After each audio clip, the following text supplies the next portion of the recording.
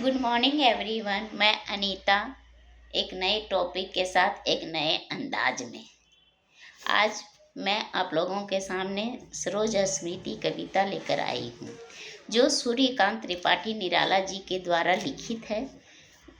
सरोज स्मृति कविता 1935 में लिखा गया था, जो अनामिका के द्वितीय संस्करण में 1938 में संकलित है।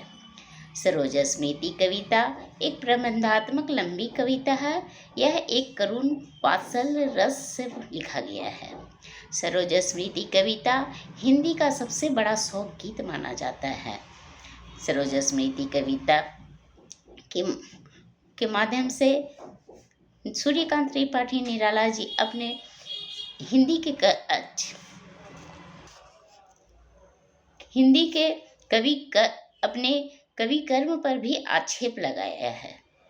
सूर्यकांत त्रिपाठी निराला जी की पत्नी का नाम मनोरमा देवी था। उनकी पत्नी जब सरोज की अवस्था 2 वर्ष की थी, उसी समय उनका देहांत हो जाता है। जब सरोज की माता का देहांत हो जाता है तो सरोज का लालन पालन उनका नानी के घर होता है। उनकी मामा मामी उनका लालन पालन करते हैं। फिर वो नानी के यहाँ ही रहती है। तो इस कविता के माध्यम से सूर्यकांत त्रिपाठी निराला जी ये दर्शाना चाहते हैं कि उनका कहना है कि वो चाहती तो अपनी कविता को बेचकर बहुत सारा पैसा कमा सकते थे, पर उनका ऐसा सोच था। वो बोलते हैं कि मैं सरस्वती के चरणों में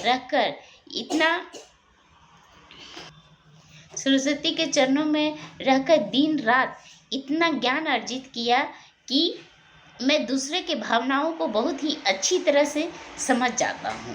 वो उन कविता के माध्यम से कहते हैं कि मैं दूसरे के आँखों में दूसरे के भावनाओं को देखकर समझ जाता हूँ कि उसकी दशा क्या है, क्योंकि मैं भी उसी दशा से गुजर रहा हूँ।